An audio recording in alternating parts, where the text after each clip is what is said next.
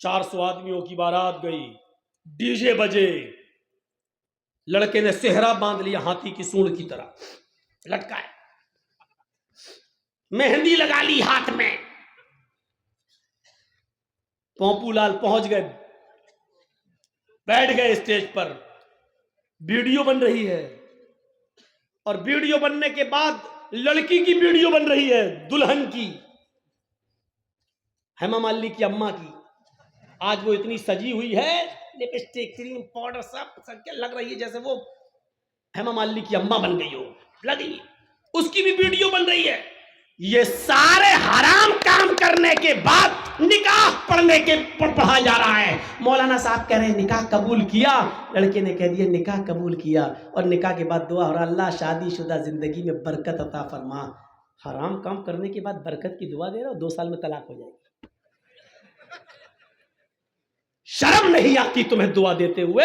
سارے حرام کام کرنے کے بعد وہاں دعا دے رہے ہو. ناپاک نماز پڑھ لو، ناپاک بغیر وضو کے مسجد میں چلے جاؤ، نماز پڑھ لو، اور نماز پڑھنے کے بعد اللہ میری دعا قبول فرما لے، اللہ مجھے جو ہے روزی روٹی میں برکت عطا فرما. اب آپ غور کرو، یہ سارے غلط کام کرنے کے بعد آپ دعا مانگیں گے، دعا قبول ہوگی؟ دعا قبول کہاں ہوگی؟ جب آپ کا رزق بھی حلال ہو. آپ نے 100 روپے کا پنجابی خریدا، 99 روپے آپ نے رکشہ چلایا، ای رکشہ چلایا، ٹوٹو چلایا، اور کرتا مل رہا ہے 100 روپے کا، پنجابی مل رہا ہے 100 روپے کا، 99 روپے آپ کے محنت کے، 1 روپیہ آپ کو حرام کا مل گیا، آپ نے 100 روپے ملا کے پنجابی لے لیا.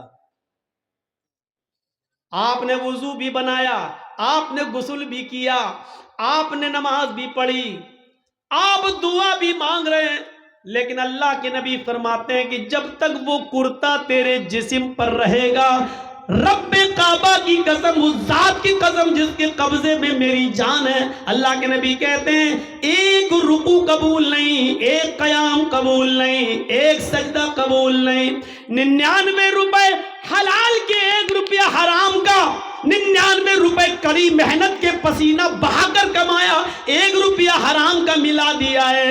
جب تک وہ کپڑا تمہارے جسم پر رہے گا نماز قبول نہیں ہوگی. اب نماز کے بعد کہو اللہ مجھے یہ دے دے، مجھے یہ دے دے، مجھے یہ دے دے، اوپر سے آواز آتی ہے وَمَطْعَمُهُ حرام وَمَشْرَبُهُ حرام وَمَلْبَسُهُ حرام وَغُذِيَ بِالْحرام. اے فرشتوں میرا بندہ دیکھو کیا کیا چیزیں مانگ رہا ہے، میں بھی چاہتا ہوں کہ دوں، لیکن کیسے دوں؟ یہ جو کھا کر آیا وہ حرام کا، جو پی کر آیا وہ حرام کا، جو پہن کر آیا وہ حرام کا، اس کی جسم میں جو خون دوڑ رہا ہے وہ حرام کا. فَأَنَّا يُسْتَجَابُ لِذَلِكَ. ہم اپنے بندے کی دعا سنیں تو کہاں سے سنیں؟ 99 روپیز حلال کے، محنت کے، اور اس کے بعد 1 روپیہ حرام کا.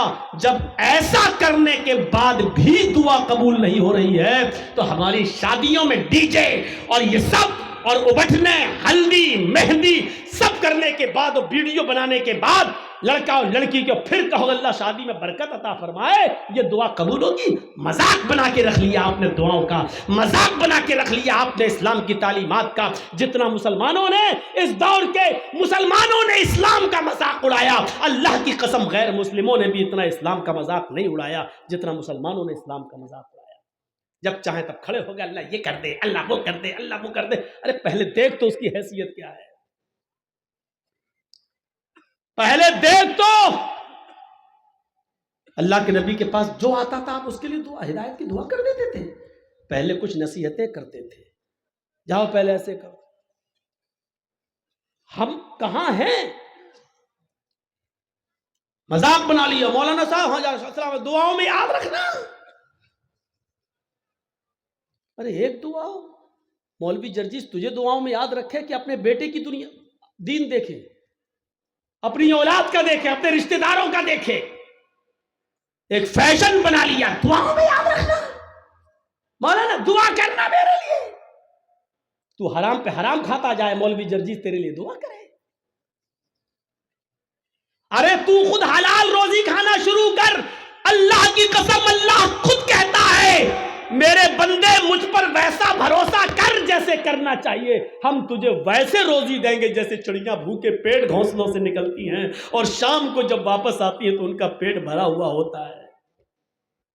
سمندر میں ایک وہیل مچھلی رہتی ہے جو 40 ٹن گوشت کھاتی ہے، 40 ٹن ایک دن میں۔ اللہ کہتا ہم اب اس مچھلی کو بھوکا نہیں سونے دیتے، 2 روٹی کھانے والے تو کیوں پریشان ہے؟ ہم تجھے بھوکا نہیں سلائیں گے، تو کیوں اس 2 روٹی کے لیے کسی کا حق مار رہا ہے؟ تو کیوں اس 2 روٹی کے لیے کسی کے پر ظلم کر رہا ہے؟ تو کیوں اس 2 روٹی کو کمانے کے لیے ناجائز مال حاصل کر رہا ہے؟ کیوں ایسا کر رہا ہے تو؟ میرے بندے میں نے تجھے پیدا کیا ہے اس دنیا میں تو میں تیرا خیال رکھوں گا۔ میں تو وہ ہوں جو کالے رنگ کی کالی چیونٹی جب کالے پہاڑ پہ چلتی ہے تو میں اس کو بھی رزق دیتا ہوں، سمندر کی تاریکی میں کوئی مچھلی بھوکی نہیں سونے دیتا ہوں۔ تو کیوں پریشان ہے؟ تو مجھ پر بھروسہ تو کر۔ ایمان نہیں ہمارے پاس، کہاں چلا گیا ہمارا ایمان؟ میں نے بتایا نا ایمان کی سب سے بڑی خوبی کیا ہے؟ اس کے اندر طاقت آ جاتی ہے، اس کو اللہ کے سوا کچھ نہیں دکھائی دیتا۔ نہیں یقین آتا ہے؟ 50 بار سنا ہوگا، میرے منہ سے بھی سن لو۔ ابراہیم علیہ السلام کو اللہ نے ایک بیٹا دیا، پہلا بیٹا اسماعیل، ہاجرہ کے پیٹ سے۔ حکم ہوتا ہے آئے ابراہیم اپنی بیوی اور بیٹے کو بیابان جنگل میں چھوڑ کر چلے آؤ۔ اور سنو، ہم سوچ بیچاری چاچا بیٹھے ہیں، اس کو دیکھو وہ جا رہا، جانے دو ابھی یہ لوگ نکل جائیں تو ابھی اچھا ہے، لگتا ہے شوگر پیشنٹ ہے شاید۔ سنیے اب لوگ وہ بھی سوچ رہے ہوں گے جب ڈرائیور ہی چلا گیا تو ہم کو جانے میں کیا ہے؟ ہوتا ہے کہ جب جلسے کا صدر جو ہوتا ہے پریزیڈنٹ، وہ ڈرائیور ہوتا ہے، جب وہی پورا جلسہ چلاتا ہے، جب ڈرائیور ہی چلا گیا تو پیسنجر تو اپنے آپ اتر جائیں گے۔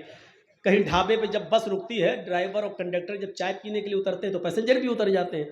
میرے بھیا اس وقت ہم چلا رہے ہیں گاڑی، ہمارا خیال رکھو نا، گاڑی بھڑ جائے گی۔ تو انسانی ضروریات ہیں، ہو جاتی ہیں، لیکن جو کو زیادہ ضرورت لگتی ہے وہ پیچھے بیٹھا کریں۔ ابراہیم علیہ السلام کو حکم ہوتا جاؤ اور بیابان جنگل میں چھوڑ دو۔ میری ماں بہنوں سنو، ہم ماں بہنوں کہتے ہیں، بہنوں بھائیوں نہیں، بہنوں بھائیوں والے اور دوسرے لوگ ہیں۔ تھوڑا سا تو فرق ہونا چاہیے نا، ڈفرینٹ ہونا چاہیے، ورنہ لوگ کہیں گے ان میں فرق کیا رہ گیا ہے؟ بہت فرق ہے، زمین و آسمان کا فرق ہے۔ ابراہیم علیہ السلام کو حکم ہوتا اور وہ اپنی بیوی کو میدان مینا میں چھوڑ دیتے ہیں۔ سوچئے تو صحیح، جن لوگوں نے حج کیا ہے اس وقت ان کی نظریں اس جگہ پر ہوں گی، اور جنہوں نے نہیں کیا ہے وہ ذرا آؤ میں تمہارے سامنے ایسا نقشہ کھینچوں، تمہیں بھی لگے کہ ہاں جرجیت صاحب جو نقشہ کھینچ رہے ہیں گویا کہ میں اسی مکے میں ہوں۔ جس جگہ پر ابراہیم علیہ السلام نے اپنی بیوی ہاجرہ کو چھوڑا اس وقت ان کے پاس تھوڑا سا ستو تھا، 1 دن کا یا 2 دن کا پانی تھا بس۔ ایسی جگہ پہ چھوڑا جہاں بڑے بڑے درخت تھے، پیڑ تھے، ٹریز تھی بہت زیادہ، لیکن ان درختوں پر کوئی چڑیاں نہیں بیٹھی تھی، کوئی پرندہ نہیں بیٹھا تھا۔ چڑیاں بھی ایسی جگہ پر گھونسلے بناتی ہیں جہاں آس پاس ان کو پانی مل جائے، لیکن وہاں تو آس پاس کہیں پانی ہی نہیں، اس لیے چڑیوں نے، کووں نے، کبوتروں نے گھونسلے بھی نہیں بنائے، پانی نہیں تھا دور دور تک۔ ٹھنڈا ہو گیا ہو تو دو، نہیں تو اب تو آواز صحیح ہو گئی، لیکن تھوڑا پیتے رہیں گے تو اچھا۔ کل بھی بہت دور پروگرام ہے، علی پور دوار،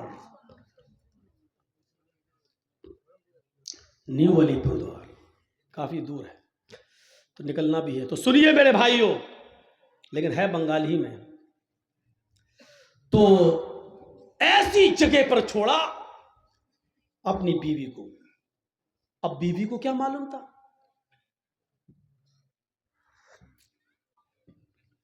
بیوی کو نہیں معلوم تھا، وہ تو سوچ رہی ہیں ہم اپنے ہسبینڈ کے ساتھ، شوہر کے ساتھ جا رہے ہیں، اور ابراہیم علیہ السلام نے بھی نہیں بتایا کہ ہم تمہیں چھوڑنے جا رہے ہیں، واپس آ جائیں گے۔ سرجیکل اسٹرائک اس کو کہتے ہیں۔ یہ کوئی سرجیکل اسٹرائک ہے؟ رات کی رات میں جب چاہ بند کر دیا، نوٹ نہیں چلے گا 2000 کا، یہ تو پاگل پن ہے۔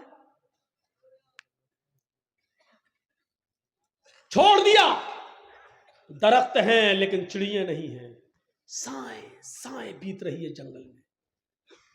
اور آج بھی مولانا جرجیس کو رات کے اندھیرے میں مالدہ سے، کلیا چک سے مالدہ جانے میں ڈر لگے گا، رات میں 2 بجے 3 بجے 4-5 لوگوں چاہیے ہمیں پہنچانے کے لیے۔ لیکن سوچو، آج لائٹیں ہیں تب، موبائل کا زمانہ ہے تب، وہاں تو لائٹوں کا زمانہ بھی نہیں ہے۔ اور ابراہیم علیہ السلام اپنے ساتھ تیل بھی نہیں لے گئے اور ٹارچ تک نہیں ہے کہ راستہ دکھا سکے۔ بیابان جنگل میں اسماعیل کو اور ہاجرہ کو چھوڑ دیا۔ اللہ کی قسم 10 منٹ بھی اپنی بیوی کے پاس نہیں بیٹھے، یہاں چھوڑا، چادر بچھائی اور بیوی سے کہا یہاں بیٹھو اور بچے کے پاس رہو،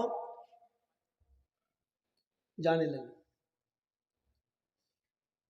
ہاجرہ نے دیکھا کہ ابراہیم جا رہے ہیں، بچے کو اسی زمین کے اوپر پڑا ہوا چھوڑ دیا۔ ہاجرہ دوڑتی ہوئی جاتی ہیں اور اپنے شوہر ابراہیم کا دامن پیچھے سے پکڑتی ہیں۔ آئے ابراہیم، کہاں جا رہے ہو؟ ابراہیم علیہ السلام نے ہاتھ پکڑ کر جھٹک دیا، اپنی بیوی کے سوال کا کوئی جواب نہیں دیا۔ آگے پھر بڑھ گئے، بیوی نے پھر کہا میں آپ ہی سے کہہ رہی ہوں، اے میرے ہسبینڈ کہاں جا رہے ہو؟ کوئی جواب نہیں دیا۔ ہماری عورتیں تو جواب دینے میں بڑی ماہر ہیں، ہر چیز کا جواب نہیں ہوتا ہے، بہت سی چیزوں کا جواب خاموشی بھی ہوتا ہے۔ ابراہیم علیہ السلام اپنی بیوی سے کہ سوال کا جواب نہیں دے رہے ہیں، جانتے ہیں کہ جواب دیں گے تو دوسرا سوال اٹھے گا، اس کا جواب دیں گے تو تیسرا اٹھے گا، وقت کی بربادی ہوگی۔ چلے آگے، بیوی نے پھر کہا اے ابراہیم کیا مجھ سے کوئی غلطی ہو گئی؟ ایک بیوی کا جو فرض ہے کیا میں اس کو نبھانے میں ناکام رہی؟ کیا میں نے آپ کے ساتھ کوئی غلط کیا؟ کیا آپ مجھ سے پریشان ہیں؟ میں نے آپ کو کبھی کسی چیز کا دکھ دیا ہے؟ شاید ابراہیم علیہ السلام کے پاس ہاجرہ کے اپنی بیوی کے سوال کا جواب بھی نہیں تھا۔ وہ آگے بڑھتے چلے جا رہے ہیں اور اپنی بیوی کے سوال کا کوئی جواب نہیں دے رہے ہیں۔ ظاہر ہے اتنے سوالوں کے بعد بیوی کو غصہ ہی جائے گا۔ وہ دوڑتی ہوئی پھر آگے بڑھی اور پیچھے سے کرتا قمیص پیچھے سے کھینچتے ہوئے کہا جا رہے ہو تو جاؤ، میں روکوں گی نہیں، اتنا تو بتا دو اِلَىٰ مَن تَتْرُكُنَا۔ قرآن کے الفاظ دیکھیے، اِلَىٰ مَن تَتْرُكُنَا، ہمیں کس کے حوالے چھوڑ کے جا رہے ہو؟ اپنے بچے اسماعیل کو کس کے سپرد کر کے جا رہے ہو؟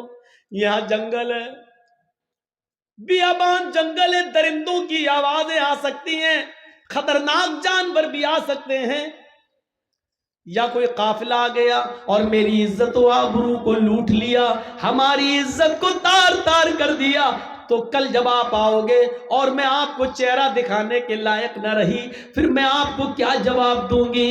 جا رہے ہو تو جاؤ، اِلَىٰ مَن تَتْرُكُنَا، ہمیں کس کے سپرد کر کے جا رہے ہو؟ ہمیں کس کے حوالے کر کے جا رہے ہو؟ اے گھروں کی چوکھٹوں پر بھروسہ کرنے والوں، گھروں میں بنائی ہوئی طاق پر بھروسہ کرنے والوں، اگر بتیاں جلا کر بزرگوں کی روحوں کو اپنے گھروں میں بلانے والوں، زمین کی مٹی چومنے اور چاٹنے والوں، توحید سیکھو۔ بیوی نے کہا اِلیٰ مَن تَتْرُکُونَا، ہمیں کس کے سپرد کر کے جا رہے ہو، ہمیں کس کے حوالے کر کے جا رہے ہو؟ آواز آتی ہے۔ یہاں ابراہیم نے اپنی بیوی کے سوال کا، اس کوشچن کا جواب، اس کا آنسر دیا اور اس کو ضروری سمجھا۔